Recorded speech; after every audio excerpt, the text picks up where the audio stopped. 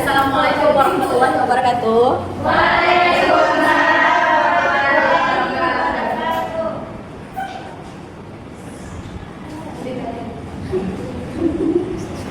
Baik, seperti biasa, sebelum kita mulai pelajaran, tolong kedua di siap, gerak. Bismillahirrahmanirrahim.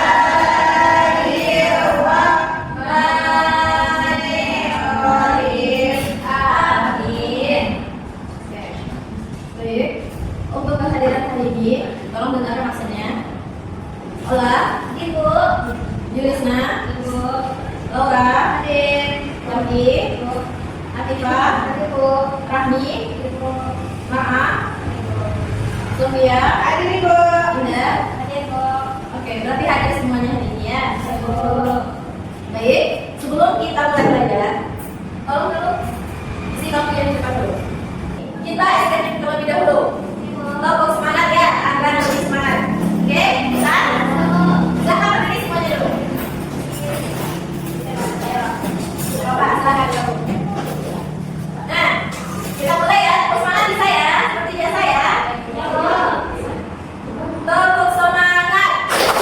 Semangat. Semangat. Tunggu kita ulang. Oke, kita ulang lagi. Tepuk semangat. Semangat. Semangat. Oke, kita semangat pelajaran hari ini ya. Nah, siapa yang ingat pelajaran kita minggu lalu? Itu tentang sistem gerak manusia. Masih ingat semuanya? Nah, manusia itu bergerak menggunakan apa? Kaki. Ada manusia yang bergerak menggunakan tangan?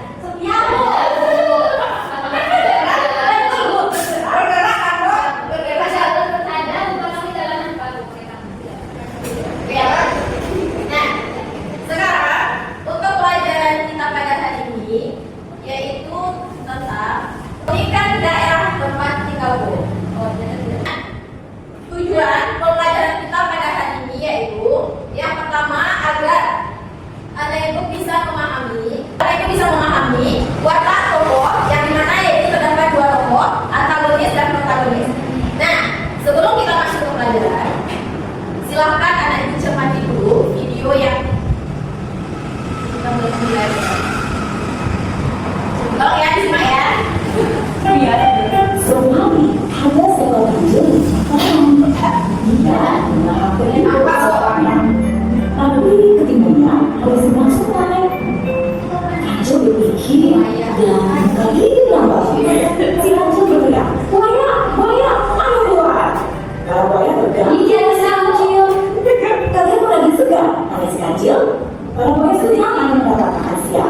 Si kancil meminta para buaya untuk berbaris. Lalu lompat ke punggung buaya itu sebelah sungai. Si kancil berterima kasih dan minta maaf sudah menjauhi buaya. Para buaya pun kesal.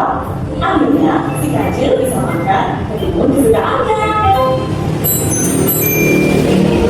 Oke. Dari video yang kalian lihat tadi, kira-kira bagaimana watak tokoh kecil? Coba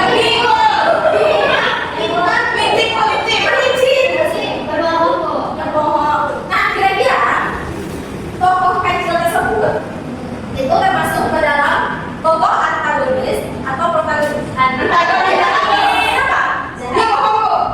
Jangan niru. Nah, dan dia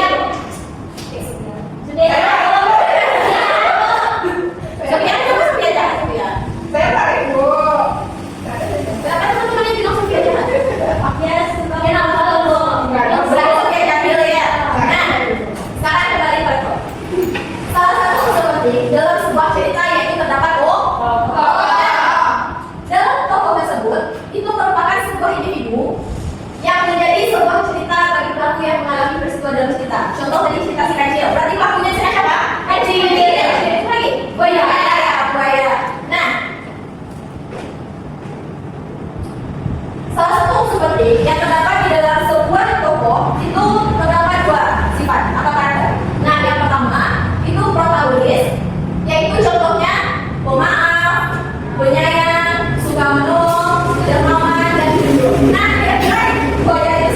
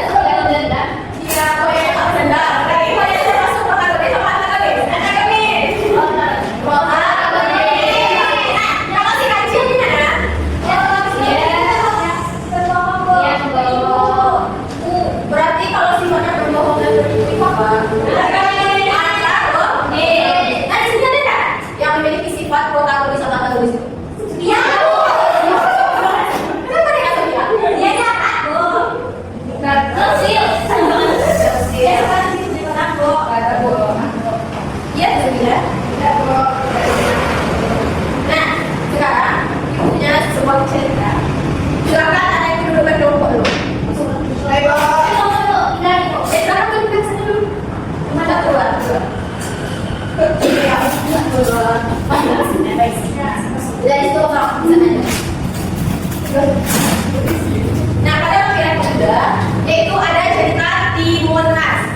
Nah, silakan diskusikan dengan kelompok bagaimana lokasi Timun Mas. Nah, silakan diskusikan dengan kelompok bagaimana tokoh dan watak pada cerita Timun Mas. Ya, ya. Punya apa tadi, Bu? Ya, silakan berdiskusi ya. Bagaimana lokasi Timun Mas itu? Ini seperti semua bisa. Aduh, ini kita buka dulu ya.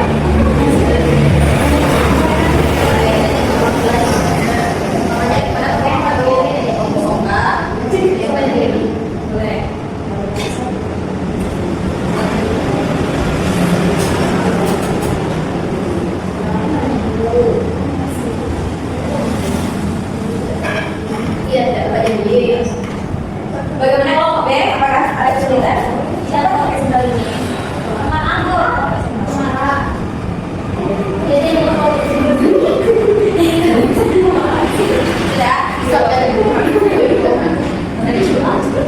Apakah ada kesulitan? Ada.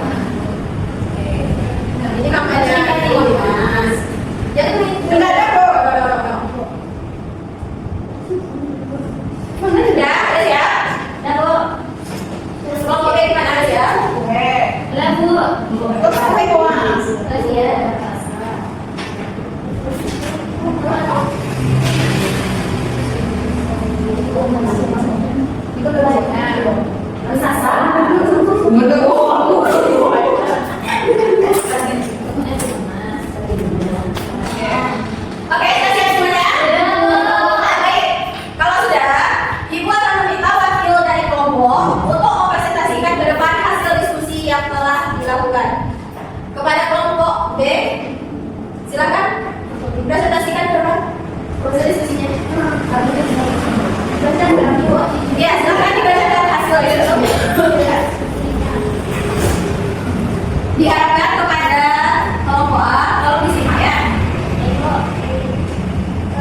Saya dari kelompok B akan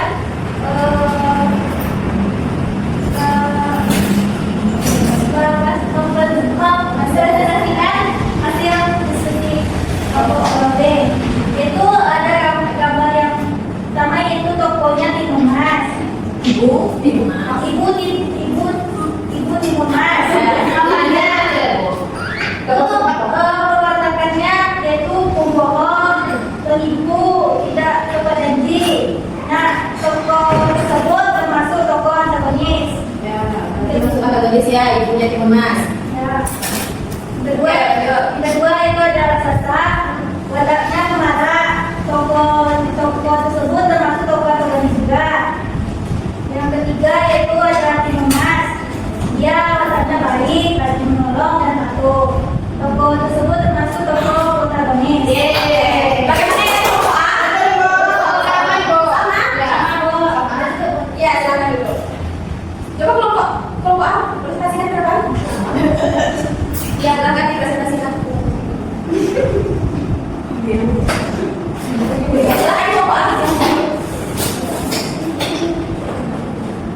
Saya dulu. Sabar.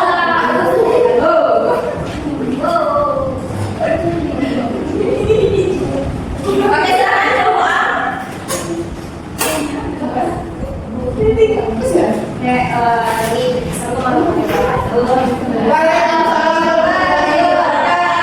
Ini dari kelompok A akan menjelaskan cerita Timun Mas. Nah, saya tokoh dan bagaimana perwatakannya. Nah, di dalam cerita Timun Mas ini ada 3 tokoh. Ada Timun Mas, Mbok Nah, bagaimana perwatakannya? Kalau si raksasa itu dia memarah sama kamu. Ini belajar saja. Nah, kalau untuk sapi itu dia sebenarnya baik, tetapi tidak dapat janji, munafik dengan janji yang diberikan oleh raksasa. Nah, kalau si emas itu baik sama Allah,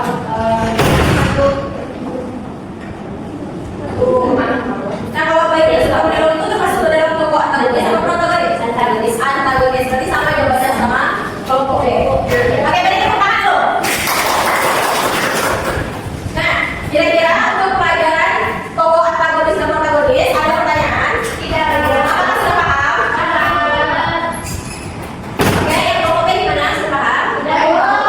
Oke. Nah, kita lanjut kepada ragam karya seni tadi. Nah, kira-kira di sini siapa yang suka tari? Sofia. Apa dia tadi? Siapa yang suka tari di sini? Amin. Dari mana? Tadi mau dia bawa.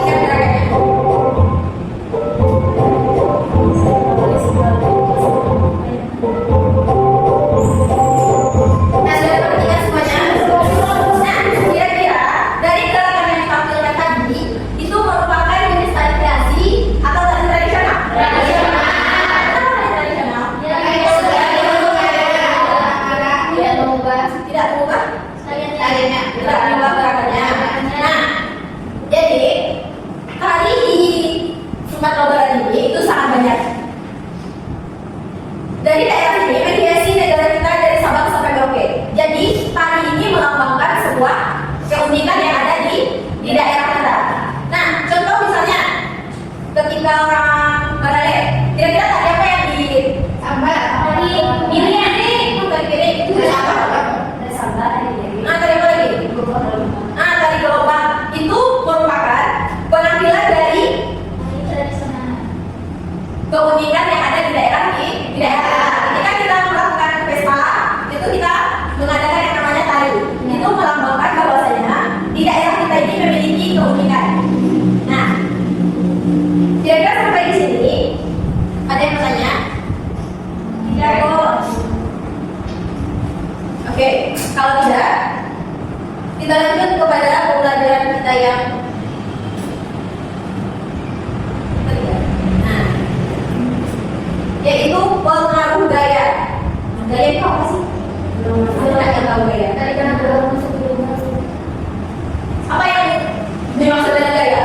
Itu gaya apa ya? Itu gaya. Kalau ini gaya. Gaya dengan gaya beda ya. Kalau gaya apa? Misalnya adanya. Itu contoh dari gaya. Nah, gaya ini itu terbagi menjadi. Ada yang tahu gaya itu terbagi menjadi berapa? Nah, gaya ini terbagi menjadi 4. Yang pertama yaitu gaya dapat mempengaruhi benda dia menjadi bergerak. Nah, kira-kira apa contohnya? Mejanya di sini. Kalau saya ibu dorong ke sini, itu saya ibu. Oke, kira-kira termasuk ke dalam. Oke, kita fokus ya. Nah, ini termasuk ke dalam bentuk pengaruh gaya terhadap gerakan. Nah, di mana ketika ibu mendorong meja ini, meja itu akan berubah posisinya dari sini menjadi geser ke depan. Selanjutnya, Bu. Oke, kita fokus ya. Ibu, sepertinya ada yang tidak fokus, ada yang ngantuk kayaknya. Oke, kita semuanya dulu. Boleh nanti dulu kita di sini ya. Oke, kita semuanya dulu. Oke, Bu. Oke. Sekarang kita ini dulu. Ini kita. Kayaknya udah main kita, oke? Atas. Oke, kita mulai ya. 1, 2, 3. Tangan ke atas menggapai bintang. Tangan ke samping burung yang terbang. Tangan di depan ikan berenang. Duduk yang rapi siap berlayar. Betul ya, fokus dulu ya. Coba kita di sini ya. Nanti kita main hasilnya. Nah, contoh yang kedua dari gaya dapat mempengaruhi benda dia menjadi bergerak itu ketika kita mendorong mobil. Misalnya ada mobil yang mogok, lalu kita dorong. Wah, kalau sama-sama apa? Jadi kan bisa kok. Tadi kan jalan. Ya, kita dorongnya sama-sama. Kalau begini, masa? Masih ya? Nah, yang kedua yaitu gaya dapat mempengaruhi benda bergerak menjadi diam. Kira-kira apa contoh dari gaya dapat mempengaruhi benda bergerak menjadi diam? Yang ngerem sepeda motor gimana di sana?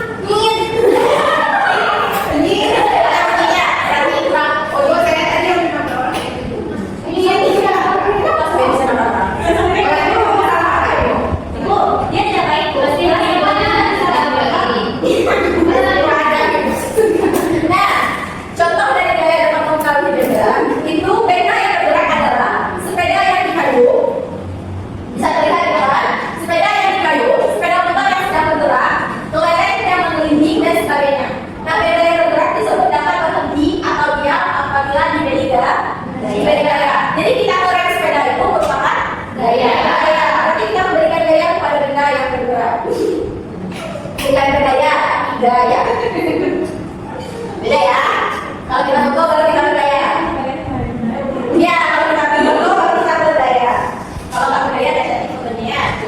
Oke, selanjutnya gaya dapat mempengaruhi benda bergerak lebih cepat atau lebih lambat.